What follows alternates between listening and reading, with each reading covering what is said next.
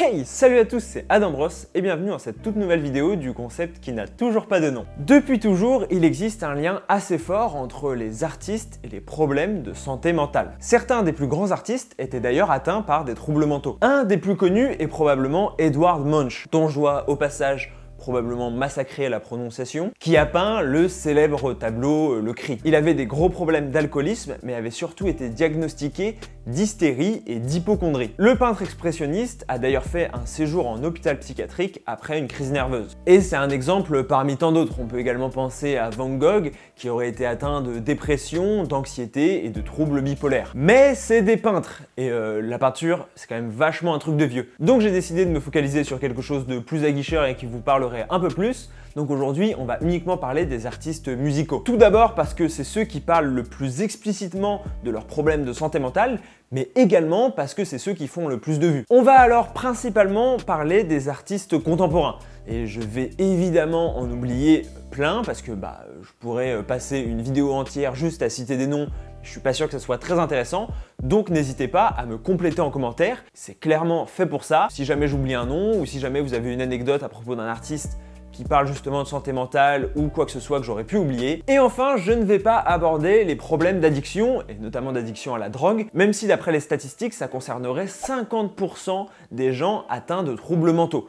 Tout simplement parce que j'ai littéralement déjà fait une vidéo sur le sujet. Même si, comme je l'ai dit, les deux sont liés. Bon, sinon c'est bien, j'ai cité deux peintres qui souffraient de troubles mentaux, mais ça n'en fait pas une vérité générale sur les artistes. Donc je me suis penché sur des études sur le sujet, et le constat est assez édifiant. Une étude réalisée par la Music Industry Research Association souligne que 50% des artistes feraient face à des symptômes de la dépression contre 25% de la population générale. 12% auraient même des pensées suicidaires. Et le pire, c'est que c'est même pas si étonnant que ça. Une autre étude d'une plateforme de distribution de musique suédoise avance même le chiffre de 73% des artistes indépendants qui feraient face à des symptômes soit de la dépression, soit de l'anxiété ou soit du stress. C'est des chiffres qui sont clairement énormes et qui se matérialisent concrètement au quotidien. On voit alors de nombreux artistes se retirer parfois de la scène publique pour cause de santé mentale. On peut penser à Zayn qui avait officiellement quitté le groupe One Direction pour prendre du temps pour lui et pour sa santé mentale. Ou même Jessie des Little Mix qui avait subi de nombreux harcèlements et qui pour le coup avait eu des gros problèmes de santé mentale et qui l'a poussé à quitter le groupe. Je vous avoue ne pas être assez vieux pour pouvoir vous dire si c'est un phénomène qui a pris de l'ampleur au cours du temps, mais globalement ces dernières années ça s'est beaucoup vu. Certains en sont même morts, que ce soit par le suicide comme Avicii ou Chester Bennington de Linkin Park, ou indirectement. Je pense notamment à Mac Miller, qui est mort suite à une overdose, mais qui faisait elle-même suite à une dépression après sa rupture amoureuse compliquée avec la chanteuse Ariana Grande. Bon, par contre, qu'on soit clair, je suis pas là à accuser Ariana Grande de la mort de Mac Miller. Ceux qui font ça n'ont tout simplement aucune race. Mais ces événements tragiques ne sont que la partie émergée de l'iceberg. Des initiatives ont même été mises en place pour essayer de pallier au problème. Le collectif Music Industry Therapist a même publié un guide sur les bonnes pratiques de santé mentale quand on est artiste ou quand on est un proche de l'artiste. Parce qu'il y a ça aussi dont on parle très peu, voire pas du tout, mais énormément de proches des artistes, de membres du crew, sont aussi susceptibles de faire des burn-out ou d'avoir des problèmes de santé mentale à force d'encaisser la vie d'artiste. Certaines chanteuses comme Selena Gomez ou Demi Lovato se font même parfois interner en hôpital psychiatrique pour soigner leurs problèmes de santé mentale. Le problème de la santé mentale chez les artistes est donc un vrai problème de fond et ne relève pas d'un chouinage éternel des artistes qui auraient une vie trop belle et qui passeraient leur temps à se plaindre et mérite d'être donc étudié et compris. Pourquoi les chanteurs et les chanteuses sont particulièrement exposés aux problèmes de santé mentale? C'est la question à laquelle on va répondre là dans les minutes qui suivent. Un des facteurs principaux des problèmes de santé mentale, c'est simplement la vie d'artiste. D'après les spécialistes de la musique, l'industrie s'est beaucoup précarisée ces dernières années, avec l'émergence des plateformes de streaming qui poussent à une production encore plus importante les artistes, et même aussi qui poussent les artistes à faire de plus en plus de concerts, de plus en plus de tournées, parce que les streams, ça rapporte pas forcément grand chose, à moins d'être Drake. Les artistes que l'on connaît sont ceux qui ont le plus réussi et ont donc le plus de moyens. Mais la plupart ont beaucoup galéré avant d'y arriver. Ces moments où l'argent se fait rare peuvent pousser les musiciens à ne pas prendre soin d'eux-mêmes et surtout créer un passif problématique avec l'argent. Et une fois ce traumatisme de manquer d'argent implanté, il est parfois compliqué de passer au-dessus, même une fois que le succès est là. Le psychologue Shawin Newman souligne également le manque de routine dont souffrent les artistes. Alors, pour nous, communs du mortel, ne pas avoir de routine, ça peut paraître quelque chose de bénéfique, mais en fait, ça peut être particulièrement déstabilisant et servir de porte d'entrée à des troubles psychiques. Également, il y a la pression de la part des médias et du public. Et là, si on doit mentionner une personnalité, c'est bien Britney Spears, qui est l'exemple parfait d'une personne qui a complètement succombé aux pressions des médias et de ses fans au point d'être mise sous tutelle et d'être considérée comme inapte pour s'occuper d'elle-même. En effet, le fait d'être épié dans ses moindres faits et gestes par des centaines de journalistes et des milliers, voire des dizaines de milliers de fans quotidiennement et constamment, ça pousse les gens à essayer de toujours montrer la meilleure vision d'eux-mêmes.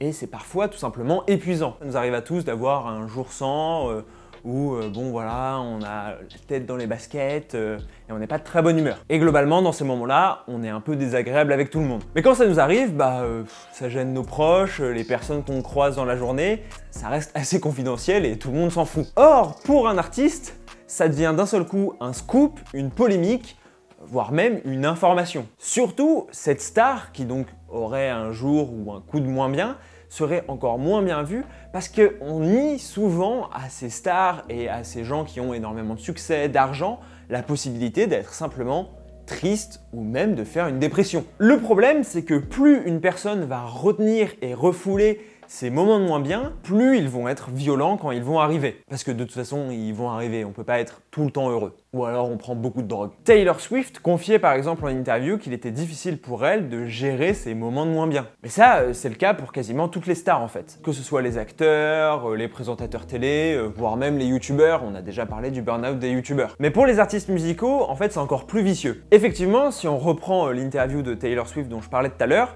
en fait elle dit se servir de la musique comme d'une catharsis. Pour rappel, la catharsis c'est la sublimation des pulsions. Donc le fait de justement libérer ses pulsions. Bon, en gros, tu dis que tu vas pas bien, tu l'exprimes par le biais de ton art et le fait de l'exprimer, d'avoir réussi à libérer ces pulsions que tu gardes en toi, ça t'aide à mieux les gérer. Et donc, c'est pour cette raison qu'on voit beaucoup d'artistes utiliser leurs problèmes de santé mentale pour écrire. Par exemple, il me semble que Kanye West avait fait une pochette de son album justement sur le fait qu'il était bipolaire. Olivia Rodrigo a aussi consacré une partie de son dernier album à sa rupture difficile et à la déprime qui en a suivi. Et là pareil, on pourrait se dire que c'est un aspect plutôt bénéfique de la vie d'artiste, de pouvoir exprimer ses problèmes par son art et de pouvoir même en vivre. Sauf que ça suffit pas à y pallier complètement.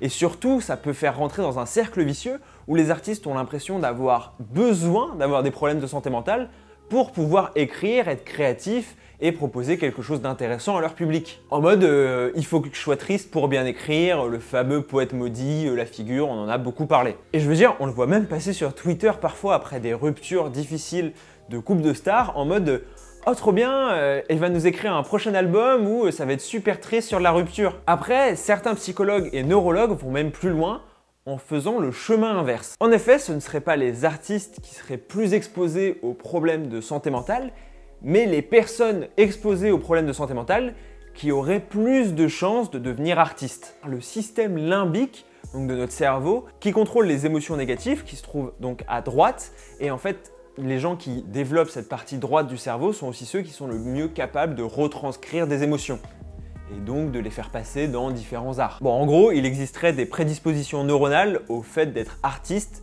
mais également au fait d'être dépressif. Et surtout, ça serait les mêmes. Et on a alors beaucoup d'artistes qui souffraient de problèmes psychiques avant même d'être connus. Je pense à L'Homme Pâle par exemple, qui expliquait dans une interview qu'il était rempli de tocs dans sa jeunesse et que ça lui pourrissait la vie. Et il en parle d'ailleurs dans plusieurs de ses morceaux. J'avais plein de tocs, avec plein de choses.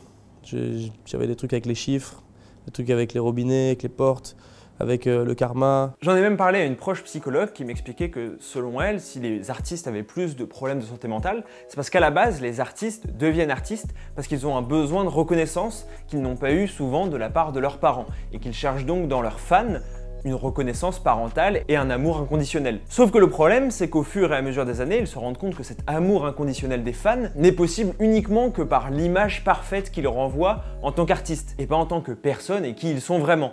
Et cette déception de se rendre compte qu'en fait les gens ne les aiment pas eux, mais aiment l'image qu'ils renvoient en tant qu'artistes, ça peut aussi mener à des problèmes de santé mentale, et surtout de se rendre compte qu'en fait, ça remplacera jamais un amour parental. Voilà, c'était le petit instant freudien. Les problèmes de santé mentale semblent donc coller à la peau des artistes, et particulièrement des chanteuses et des chanteurs. Ils sont statistiquement plus touchés, et cela s'explique, comme on l'a vu, par différents facteurs. Et quand on voit comment les problèmes de santé mentale ont complètement détruit les générations précédentes d'artistes, avec par exemple le Club des 27, il est peut-être temps de changer les comportements et notre vision de cette problématique. À son audience pour lever sa tutelle, Britney Spears a avoué ne pas avoir parlé publiquement des sévices moraux, psychologiques et même physiques qu'elle subissait de la part de son entourage, par peur de la réaction des médias et de ses fans. Comment en est-on venu à préférer voir un artiste gâcher sa vie et sa santé au profit de sa productivité? S'il y a bien un métier qui devrait pouvoir aborder à cœur ouvert ces problématiques, c'est bien celui des chanteurs et des chanteuses. Pour autant, on entend encore trop souvent qu'ils ont la belle vie et n'ont pas à se plaindre.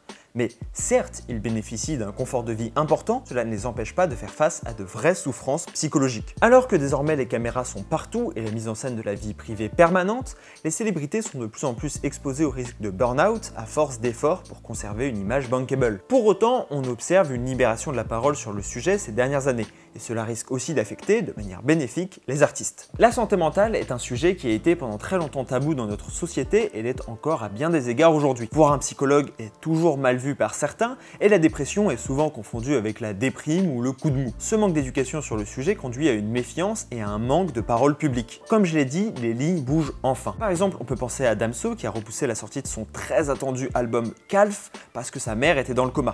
Ça peut paraître logique, mais s'il n'avait pas été en indépendant, ça aurait pu se passer autrement. Pour reprendre l'exemple de Taylor Swift, elle avait décidé de faire une pause dans sa carrière musicale après le succès de son album 1989 en 2016. On en avait également longuement parlé dans la dernière vidéo consacrée à Nekfeu et à ses longues pauses liées souvent à ses déprimes et ses remises en question. C'est alors à nous, public, d'accepter parfois de mettre au second plan notre envie d'écouter un nouvel album d'un artiste ou de le voir pour une nouvelle tournée au profit de sa santé mentale. C'est également à nous de ne pas glorifier la mauvaise santé mentale. Je l'avais abordé dans ma vidéo sur Lana Del Rey, mais on a parfois tendance à avoir rendu esthétiques les troubles mentaux. Or, ce n'est absolument pas le cas. C'est un sujet grave, sérieux, mais dont il faut pouvoir parler ouvertement, sans honte ni glorification. Mais vous, dites-moi si vous aviez remarqué qu'effectivement, de plus en plus, on parle de la santé mentale des artistes. Si les artistes prennent de plus en plus la parole sur le sujet, est-ce qu'il y a des artistes que vous suivez qui en ont parlé, qui en sont atteints, ou au contraire, vous voyez pas trop ça passer? Ou même, est-ce que vous pensez que les artistes n'ont pas à se plaindre parce que ils ont quand même une belle vie, et ça, c'est factuel, c'est objectif. Ils ont une belle vie, ils ont du succès, ils sont riches. En tout cas, je vous attends pour en débattre et pour en parler en commentaire. Je suis sûr que c'est un sujet qui est super intéressant, qu'on peut encore plus creuser en commentaire. Donc n'hésitez pas aussi à partager cette vidéo, à l'envoyer à vos amis sur Twitter, sur Instagram ou n'importe quoi. Ça m'aiderait énormément. À vous abonner à la chaîne, à mettre la cloche, à mettre un pouce bleu. Vraiment, ça m'aide de plus que vous ne le pensez. On se retrouve dimanche prochain 15 h. J'ai aucune idée du sujet de la vidéo. Donc suivez-moi sur les réseaux sociaux parce qu'on va probablement décider ensemble du sujet de la prochaine vidéo. Je vous demanderai ce qui vous intéresse et tout. À dimanche prochain 15 h, c'était Adam Bros. Ciao!